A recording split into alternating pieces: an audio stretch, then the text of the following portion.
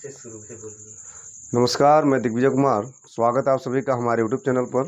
जैसा कि आप जानते हैं कि इसके पहले आपको 2 वीडियो लेक्चर मिल चुके हैं पॉलिनोमियल्स के, विच इज़ सेकेंड चैप्टर।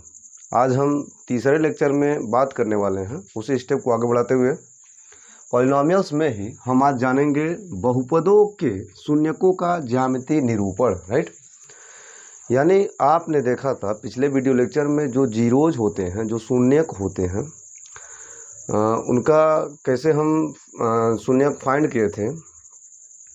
आपने पिछले वीडियो लेक्चर में देखा था जैसा कि जो जीरोज होते हैं, चाहे वो लाइनियर के लिए हो, चाहे वो क्वाड्रेटिक के लिए हो, चाहे वो क्यूबिक के लिए हो, वो टोटल डिपेंड थे उनके डिग्रीज पर। यानी कि जितना डिग्रीज होता था उतना ही उसके जीरोज होते थे। दैट मीन्स अगर लीनियर है यानी कि ax प्लस बी है तो वहाँ पर आपने देखा था 1 जीरोज मिला था, यानी x का 1 मान मिला था। ठीक उसी प्रकार क्वाड्रेटिक के लिए 2 जीरोज मिला था, यानी डिग्री पर डिपेंड था जीरोज। जैसा कि आपने इस चीज़ को देख लिया था और समझ भी लिया था। तो यहाँ पे हम उसी चीज़ को आगे बढ़ाते हुए आज हम जानेंगे इस लेक्चर में बहुपदों के शून्यकों का जो ज्यामितीय निरूपण है, या एक तरह से बोल सकते हैं कि ज्यामितीय अर्थ क्या होगा। राइट, अगर हम बहुपद के शून्यक को ज्यामिति की भाषा में देखें तो उसका मतलब है क्या। तो फर्स्ट ऑफ ऑल सबसे पहले हम यहाँ डिस्कशन कर लेते हैं। सबसे पहले हम डिस्कशन करेंगे यहाँ पर लीनियर के लिए, यानी कि रैखिक के लिए,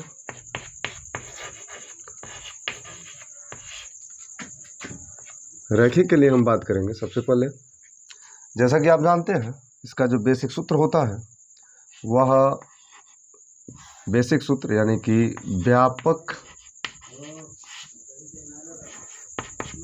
सूत्र क्या होता है, that means ax plus B. आप ये भी जानते हैं where a and b belong to real number and b no and a is non equal to 0। Right, ये क्या है? ये व्यापक सूत्र है किसके? लीनियर के लिए। यानी कि जीरोज में, यानी कि शून्यक में पहला जो शून्यक होता है, जो पहला लीनियर पॉलिनोमियल्स होगा उसके लिए अगर हम जीरोज की बात करेंगे तो उसके लिए सबसे पहले हम बेसिक फार्मूला देखेंगे कि क्या होता है ax प्लस बी। राइट, अब बात आती है कि अगर हम एग्जाम्पल ले लेते हैं, दैट मीन्स एग्जाम्पल, और उससे पहले हम ये आपको बता दें कि इसका मतलब है क्या। राइट, यानी कि रैखिक बहुपद, या एक तरह से बोल सकते हैं एक घाती बहुपद, अगर हम इसकी भाषा लिखें तो क्या होगा, तो लिख सकते हैं इसे एक तरह से बोल सकते हैं एक घाती भी बोल सकते हैं। आप चाहें तो लिख सकते हैं एक घाती बहुपद भी बोल सकते हैं ना।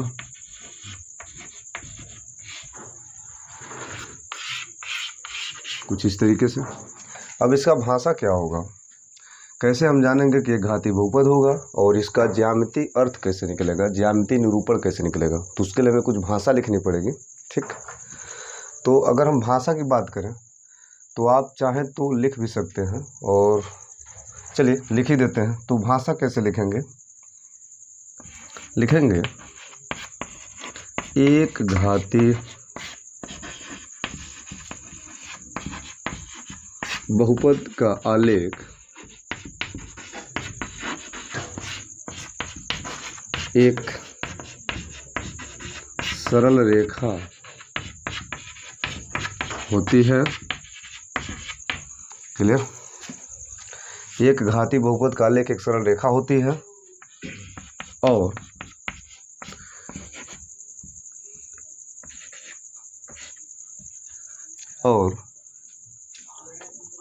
x अक्ष के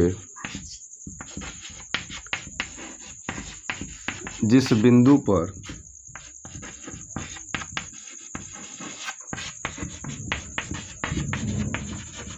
प्रतिच्छेद करती है उस बिंदु पर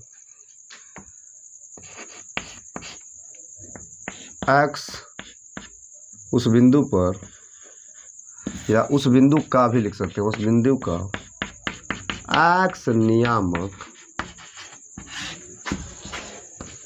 उस बहुपद का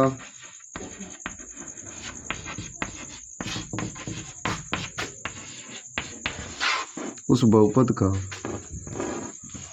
बहुपद का शून्यक होता है। राइट, जरा एक बार भाषा को गौर करेंगे। हमने सब कुछ लिख दिया है। सबसे पहले क्या होता है, एक घाती बहुपद का आलेख, जैसा कि आप देख रहे हैं। अगर इसका आलेख हम देखेंगे तो क्या होगा, एक सरल रेखा होगा। राइट, और यह एक्स अक्ष के जिस बिंदु पर प्रतिच्छेद करेगा, या जितने बिंदु पर प्रतिच्छेद करेगा या करती है, उस बिंदु का जो एक्स नियामक होगा, नियामक मतलब जो निर्देशित करने वाला पॉइंट होगा, वही उस बहुपद का शून्यक होगा। यानी ग्राफ की दृष्टि से, एक ज्यामिति की भाषा से हमको यह देखना होगा कि एक्स अक्ष पर कौन सा बिंदु है जो वह रेखा टच कर रहा है, यानी कि एक लाइन टच कर रहा है। यानी जो सरल रेखा जा रही है वह एक्स अक्ष पर कहाँ टच कर रहा है, और जहाँ पर टच करेगा वही उसका क्या कहलाएगा, शून्य कहलाएगा। अब बात आता है कि इसको हम समझेंगे कैसे, तो इसके लिए आपको एक एग्जाम्पल लेना पड़ेगा। राइट, तो चलिए हम यहाँ पे एग्जाम्पल की बात करते हैं। दैट मीन्स अगर एग्जाम्पल की बात करें तो क्या होगा, एग्जाम्पल लेना, कोई पॉलिनोमियल्स दिया है। राइट, पी एक्स के टर्म में क्या दिया है, यहाँ पे दिया है 2x - 1। कुछ इस तरीके से आप देख रहे हैं कि जो 2x - 1 है, ये क्या है, ये एक घाती है, क्योंकि x पे कितना पावर है, एक पावर।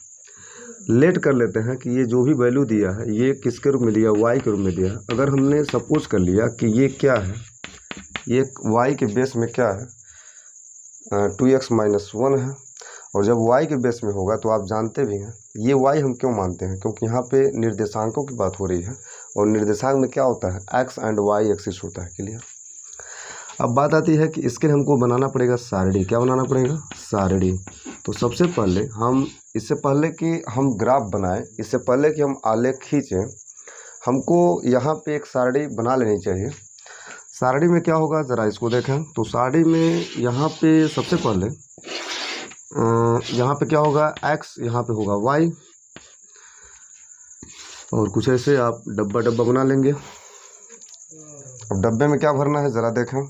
यहाँ पे x, यहाँ पे y है, और ये y, यहाँ पे y का मान होगा जब हम x का मान कुछ पुट करेंगे, या तो y पुट करें तो x निकलेगा। तो सबसे आसान है कि हम यहाँ पे x का मान पुट करें, और जब x का मान पुट करेंगे तो उसमें कुछ मिलेगा। राइट, सपोज हमने x का मान 0 भर दिया, तो जब हम x का मान 0 भरेंगे तो 2 का 0 में 0 हो जाएगा, और क्या बचेगा, -1। क्या बचेगा, -1। तो यहाँ पे क्या हो जाएगा, -1।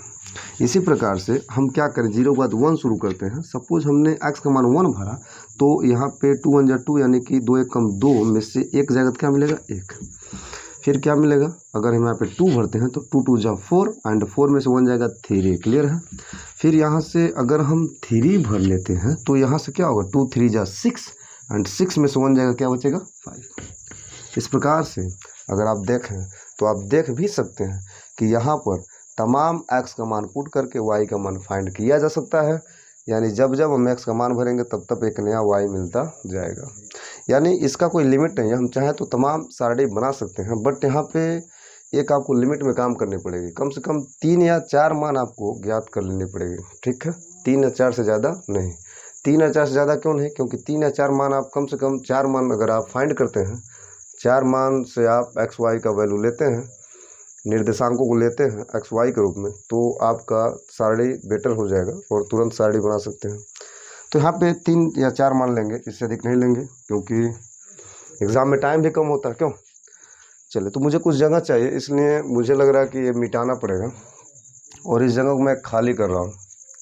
तो थोड़ा सा मुझे खाली करना पड़ेगा, और मुझे लगता है,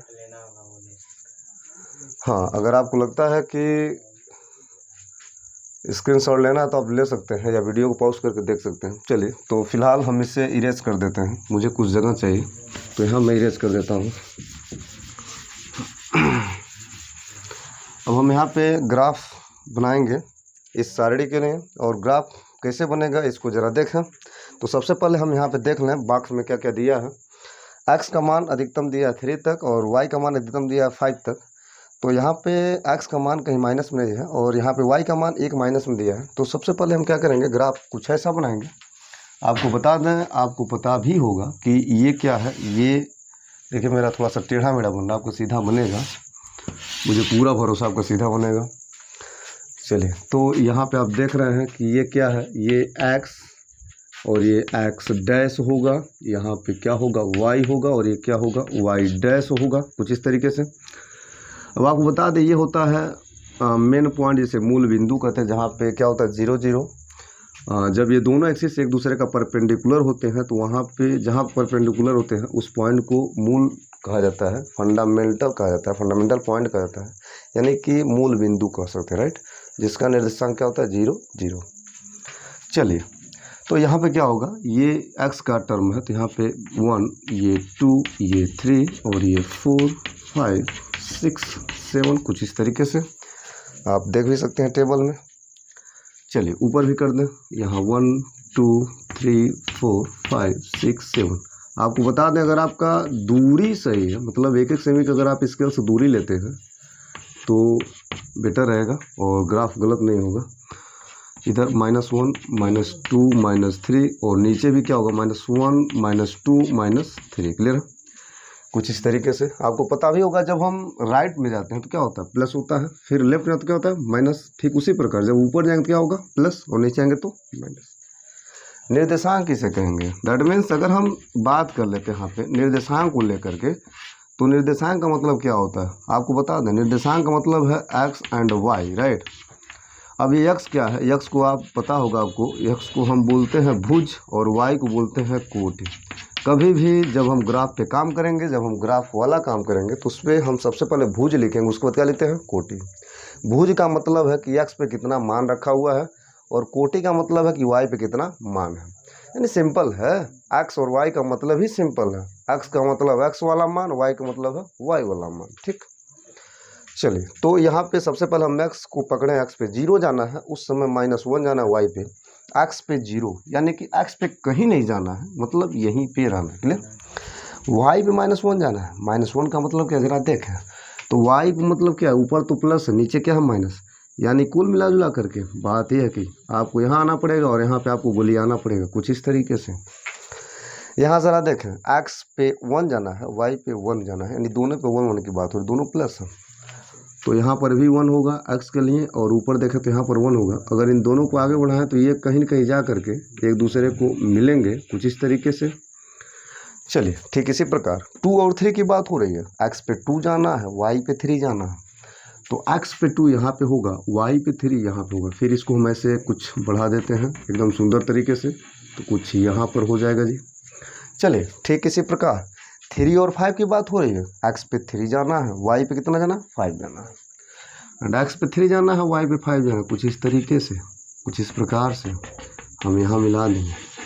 और आपको बता दें अगर आप इस तरह काम कर लेते हैं तो इस कंडीशन में अब क्या करना है, अब तो काम करना नहीं है, अब क्या करेंगे, जो भी पॉइंट है इसको हम एक सीरियल से क्या करेंगे मिला देंगे ऐसे, जैसे कि आप देख रहे हैं। और ये थोड़ा सा मेरा टेढ़ा तो गया है, लेकिन आपका टेढ़ा नहीं होगा, ये मुझे पूरा उम्मीद है कि आपका टेढ़ा हो ही नहीं सकता है। मेरा थोड़ा सा टेढ़ा गया है क्योंकि मेरे पास स्केल है नहीं, और आप जब भी बनाएंगे तो आपका सीधा ही जाएगा। चलिए, थोड़ा सा मैं देखता हूँ बनता कि नहीं बनता है,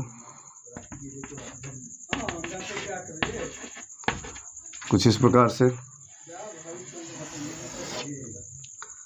ये आपका सरल रेखा है, जैसा कि आप देख रहे हैं कि अपने आप यह एक सीधा और सरल दिख रहा है, और यही बोला है, आप पीछे देखना वीडियो करके आपको मिल जाएगा। क्या बोला गया है कि जो एक घाती बहुपद होता है वह एक सरल रेखा वाला लेख होता है, और यह x अक्ष के जिस बिंदु पर प्रतिच्छेद करता है उस बिंदु का अक्ष नियामक उस बहुपद का शून्य कहलाता है। अर्थात यहाँ पर बात आती है कि यहाँ पे टच कहाँ पे कर रहा है, तो आपको बता दें यहाँ पे टच कर रहा है, ये यहाँ पर एक्स अक्ष के इस बिंदु पर टच कर रहा है। अब इस चीज़ को हमें देखना पड़ेगा कि ये मान क्या है, और आपको बता दें 0 और 1 के बीच वाला मान है। तो उससे पहले ये क्या है, ये इसको आप चाहें तो नोट करें। यहाँ पे चले हैं 0 और ये -1, पहले कितना चले उसको नोट करना। फिर यहाँ पे क्या चले हैं 1 और 1 चले हैं। यहाँ पे कितना चले हैं, यहाँ पे चले हैं 2 और 3, यहाँ पे चले हैं 3 और 5।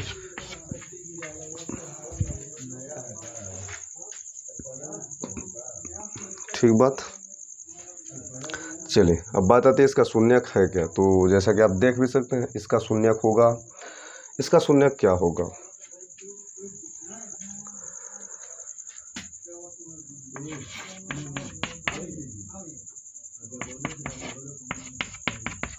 वन बाई टू यहाँ से मिल रहा है।